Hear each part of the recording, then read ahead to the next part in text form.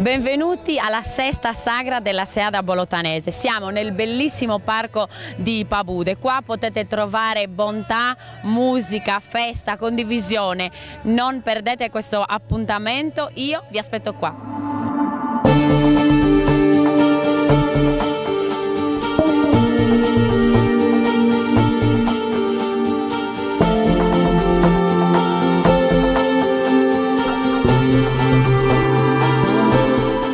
Sesto concorso della Sagra della Seada, siamo qua con il dottor Marrosu. Com'è andata?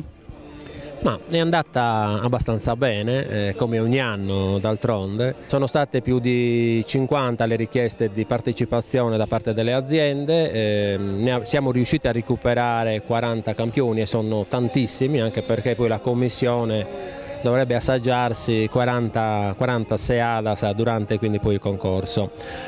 Provengono da tutta la Sardegna, pensate ad esempio che sono arrivate da Iglesia, se ne sono arrivate da Palau, Arzachena, la maggior parte dal Nuorese e dall'Ogliastra. E noi come amministrazione veramente diamo il nostro segnale è quello di promuovere il territorio, di promuovere i nostri produttori, di lavorare con le associazioni culturali, con la Proloco, per cui far conoscere il nostro territorio e anche i nostri prodotti agroalimentari e non solo. Quindi oggi è la dimostrazione che tutti insieme qualcosa si può fare. Sappiamo produrre e lo sappiamo fare bene, ecco, dobbiamo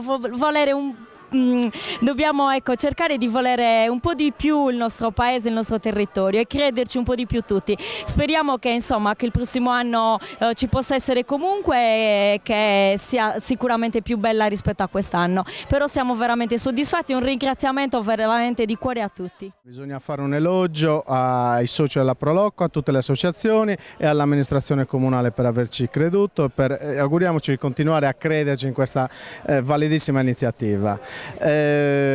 Abbiamo avuto tante persone, tanti ospiti, speriamo che questi ospiti portino un po' di Bolotana nel cuore, nelle case dei sardi e al di fuori della Sardegna. Benissimo, veniamo a gustare la Seada subito. Venite subito perché fra un po' terminano. No, ce n'è.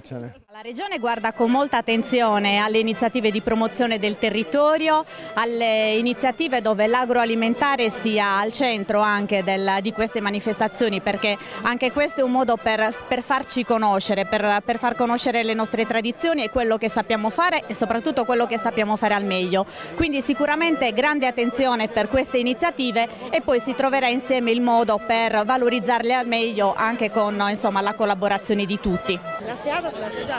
Sì, ben 4. No, veramente confermo, 4. Le sento. Molto buono.